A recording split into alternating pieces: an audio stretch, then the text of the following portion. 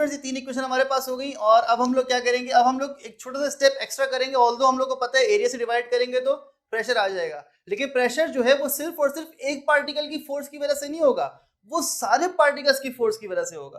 तो एक पार्टिकल की फोर्स जो कि एक्स डायरेक्शन, उसको मैं एक्स भी लिख लेता हूं, force of particle 1 in x direction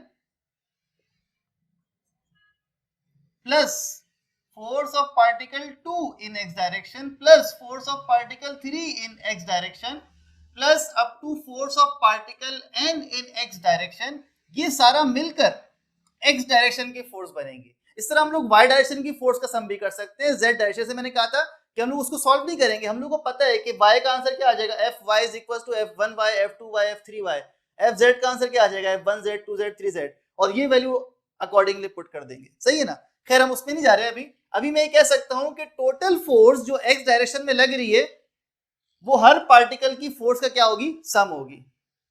यहां पर जब आप पुट करते हो x डायरेक्शन की फोर्स का तो ये हो जाएगा m v1 x square over l plus m v2 x square over l m vn x square over l। तो 1 2 और आखिर में n लिख दिया, काफी है। m अपॉन l आप देखो कॉमन आ जाएगा, सिर्फ वेलोसिटीज का डिफरेंस है। v1 x square plus v2 x square plus vn x square, ये हो जाएगी फोर्स इन x डायरेक्शन। इसको मैं कह सकता हूं मेरी इक्वेशन नंबर 4 हो गई है। इसमें कोई मसला, x डायरेक्शन की फोर्स निकाल ली। अब now pressure in x direction, now for px, अगर x डायरेक्शन में प्रेशर निकालना है तो मैं क्या करूंगा, जो x डायरेक्शन की फोर्स है उसको एरिया से डिवाइड कर दें। फोर्स अपॉन एरिया क्या हो जाता है, प्रेशर। तो x डायरेक्शन की फोर्स को जब एरिया से डिवाइड कर देंगे, सही है ना, तो मेरे पास ये एरिया, ये पूरा जब इसको डिवाइड कर देंगे तो मेरे पास क्या आ जाएगा, x डायरेक्शन का प्रेशर आ जाएगा। ये x की तरफ कितना प्रेशर लग रहा है, तो यहां पर हो जाएगा px fx अपॉन a। अब देखिए fx किसके बराबर है, fx इसके बराबर है, ये पूरा fx है। तो मैं यहां पर पुट कर रहा हूं m upon l v1 x square v2 x square vn x square.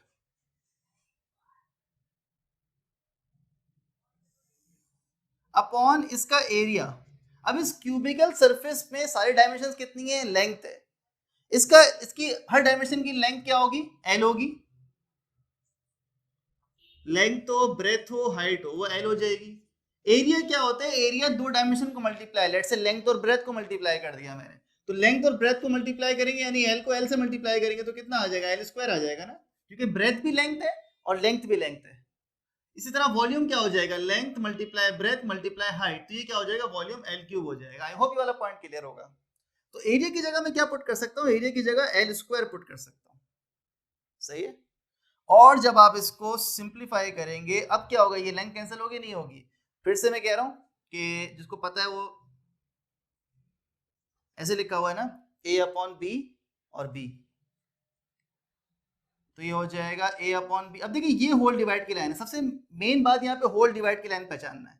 तो होल डिवाइड की line B square a upon B multiply 1 upon B square हो गया, ये क्या हो जाएगा, आपस में मल्टीप्लाई हो जाएगा, बी क्यूब हो जाएगा। तो कभी भी कंफ्यूजन हो इस तरह से खोल के देखें इसको, और ये जो होल डिवाइड की लाइन है इसको पहचाने, इसको मेन डिवाइड बनाए और उसको मल्टीप्लाई में कन्वर्ट करें, आपका आंसर सही आ जाएगा। तो एल और एल स्क्वायर मल्टीप्लाई होकर क्या हो जाएगा, एल क्यूब हो जाएगा। तो M upon L cube v1 x square v2 x square up to vn x square, ये हो जाएगा। सही है। और अब इसको मैं फर्दर सिंप्लीफाई करूंगा, m अपॉन एल क्यूब। जरा इसको देखें, बड़ी खूबसूरत बात है यहाँ पर। यार मैं डायग्राम मिटाना चाह, डायग्राम अच्छी लग रही है, मैं यहाँ लिख देता हूँ। डेंसिटी का फॉर्मूला हम लोगों ने स्टार्टर पैक में देखा था कि डेंसिटी का फॉर्मूला होता है mass upon volume, that is total mass upon volume. और टोटल मास किसके बराबर हो जाएगा, टोटल मास डिपेंड करेगा नंबर ऑफ पार्टिकल्स कितने और एक पार्टिकल का मास कितना है। सही है ना, याद आ गया होगा ये। तो मैं इस तरह से कर सकता हूं, क्या मैं इसको ऐसे लिख सकता हूं? जी सर बिल्कुल ऐसे लिख सकते हैं, सही है। V क्या है? V वॉल्यूम है, और इस कंटेनर का वॉल्यूम कितना होगा सर? इस कंटेनर का वॉल्यूम L क्यूब होगा, तो मैं इसको लिख सकता हूं density upon N is equal to M upon L cube, M upon L cube. बेटा ऐसे लिखा जा सकता है? जी सर बिल्कुल लिखा जा सकता है। तो एक काम करते हैं,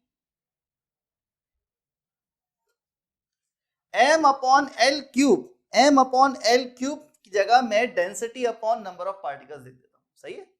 तो आइए पुट करते हैं इसको, Px M अपॉन L की जगह density divide by number of particles, V1x square V2x square up to Vnx square, ऐसा हो जाएगा, सही है। और क्या मैं इसको ऐसे लिख सकता हूं? इस n को मैं इसके नीचे लिख देता हूं, मेरी मर्जी है, ये इस डिवाइड इससे हो सकता है, इससे डिवाइड हो जाए, किसी भी डिवाइड हो सकता है, तो मैंने इसको ब्रैकेट के अंदर लिख दिया।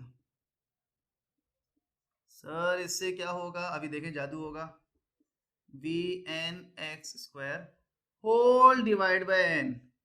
जी बिल्कुल, ऊपर अगर आप देखें तो वेलोसिटीज के स्क्वायर्स का सम हो रहा है, वेलोसिटीज के स्क्वायर का सम हो रहा है जो x डायरेक्शन में, और number of particles, total number of particle से डिवाइड हो रहा है। तो यहां पर क्या होगा? यहां पर एवरेज आ जाएगा। सर आरएमएस आ जाएगा? आरएमएस अभी नहीं आएगा, आरएमएस तब आता है जब स्क्वायर रूट लेते हैं।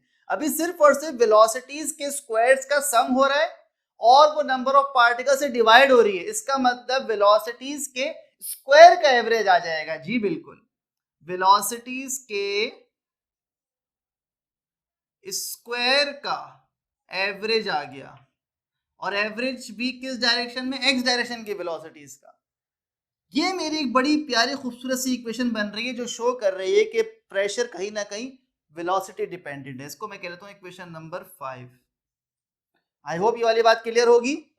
नहीं समझ में आ रहा है इसके स्टेप को दोबारा देख लें कि मैंने यहाँ पर एवरेज निकाला, सिर्फ ऊपर वाली क्वांटिटीज को टोटल नंबर से डिवाइड कर दिया, तो जो भी ऊपर क्वांटिटी होती है उसका क्या आता है? एवरेज आता है। ऊपर है क्या?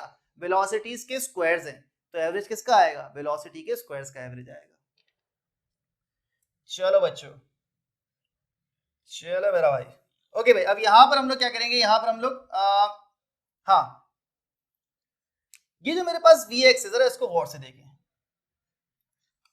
एवरेज वेलोसिटी इन x डायरेक्शन, या इसको बाद में लिखते हैं, वेलोसिटी एक वेक्टर क्वांटिटी है, वेलोसिटी एक वेक्टर क्वांटिटी है, और वेक्टर क्वांटिटी के मैग्नीट्यूड को आप ऐसे लिख सकते हो,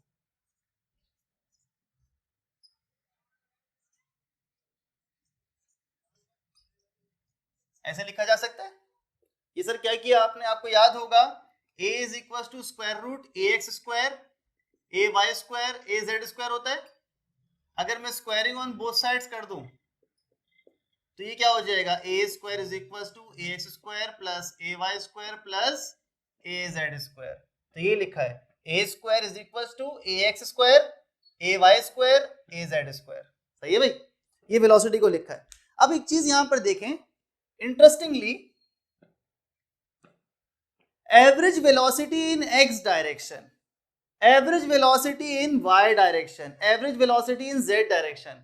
अब तीनों डायरेक्शन में जो एवरेज वेलोसिटी होगी, देखिए इतने सारे पार्टिकल्स हैं, इतने सारे पार्टिकल्स हैं, इतने सारे पार्टिकल्स हैं, जो वेलोसिटी का एवरेज एक्स में निकल रहा होगा, कहीं ना कहीं वो वाई में निकल रहा होगा, कहीं ना कहीं वो जेड में, एवरेज सबका सेम होगा। इंडिविजुअल वेलोसिटीज अलग अलग हो सकती हैं, एक्स कंपोनेंट अलग है, वाई कंपोनेंट अलग है, जेड कंपोनेंट अलग है, लेकिन जब इतने सारे पार्टिकल्स होंगे उन सब के सारे एक्स कंपोनेंट का एवरेज लेंगे, सारे के सारे वाई कंपोनेंट का एवरेज लेंगे, तो वो ऑलमोस्ट सेम नहीं आएंगे, एवरेज तकरीबन सेम आएगा।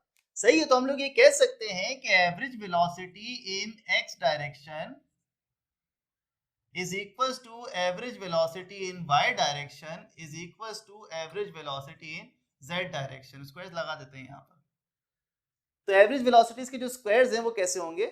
सेम होंगे। तो मैं इसकी जगह क्या कर सकता हूं, जरा गौर से यहाँ पर देखिएगा, vx स्क्वायर इसको एज इट इज छोड़ दिया। अब जो vy है, vy की जगह क्या लिखा जा सकता है? vy की जगह vx लिखा जाता है। ये अगर 1000 मीटर, ये लेट से 1000 है, सही है ना, तो ये भी ऑन एन एवरेज कितना होगा 1000 होगा, ये भी ऑन एन एवरेज 1000 होगा, ये मतलब है। तो ऑन एन एवरेज सबकी वेलोसिटी के कंपोनेंट्स कैसे होंगे, सेम होंगे। v इसको भी vx लिख सकते हैं, सही है ना, vy की जगह मैंने vx लिख दिया। इसी तरह आप किसकी बारी है, vz की बारी। मुझे पता है vz का एवरेज का स्क्वायर भी ऑलमोस्ट vx के एवरेज स्क्वायर के बराबर होगा, और ये तीनों टर्म सेम होने की वजह से 3 टाइम्स, एक तो इसका ब्रैकेट भी साथ लिखना पड़ता है, ये हो जाएगा v स्क्वायर, ऐसा हो जाएगा भाई। और क्या मैं इसको ऐसे लिख सकता हूं,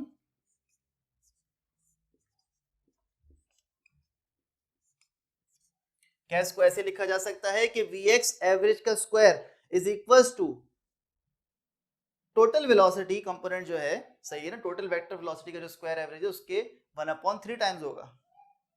इस वैल्यू को उठा के इक्वेशन नंबर 5 में पुट कर देते हैं। तो put vx square in equation 5। जब वैल्यू पुट करूंगा मैं यहां पर, तो ये हो जाएगा px is equal to v square average upon 3, ऐसा हो जाएगा, सही है।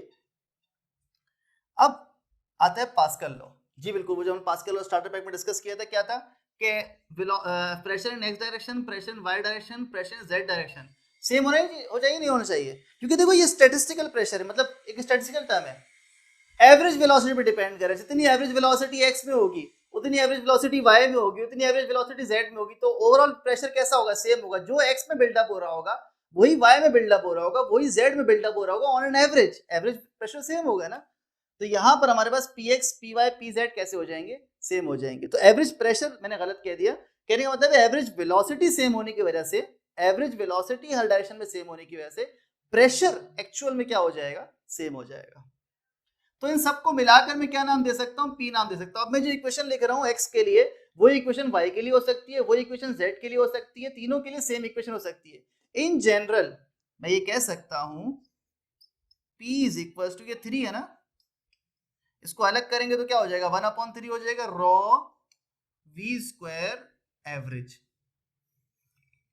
ये प्रेशर का फॉर्मूला, ये प्रेशर का फॉर्मूला आ गया एवरेज की टर्म, एवरेज वेलोसिटी की टर्म में, कि प्रेशर माइक्रोस्कोपिकली माइक्रो लेवल पे, एटॉमिक या मॉलिक्यूलर लेवल पे किस पे डिपेंड करता है, पार्टिकल्स की वेलोसिटी पे डिपेंड करता है। एवरेज वेलोसिटी जितनी ज्यादा होगी उतना प्रेशर ज्यादा डेवलप होगा, एवरेज वेलोसिटी जितनी कम होगी उतना प्रेशर कम डेवलप होगा। एक बात, दूसरी बात किस पे डिपेंड कर रहा है, डेंसिटी पे डिपेंड कर रहा है। जाहिर सी बात है डेंसिटी अगर ज्यादा होगी, हेवियर मॉलिक्यूल्स होंगे, वो जाके धड़ करके लगेंगे, ये धड़ करके लगेंगे। तो डेंसिटी जितनी ज्यादा होगी, हेवियर मॉलिक्यूल भी हो सकते हैं या फिर पार्टिकल बहुत ज्यादा भी हो सकते हैं। सपोज करो यहाँ पे बहुत ज्यादा पार्टिकल्स आ गए, तो डेंसिटी क्या हो जाएगी, ज्यादा हो जाएगी ना।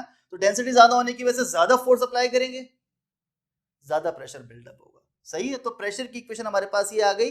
दैट इंटरप्रिटेशन इज, याद रहे ये मॉलिक्यूलर लेवल पे इंटरप्रिटेशन है कि pressure of a gas is proportional to the density of the gas. जितनी ज्यादा डेंस होगी उतने ज्यादा प्रेशर होगा, और जितनी ज्यादा एवरेज वेलोसिटी होगी उतना ज्यादा प्रेशर होगा। आई होप ये वाली बात क्लियर होगी, काफी बड़ी डेरिवेशन है और 2 पार्ट्स में मैंने कर दिया इसको।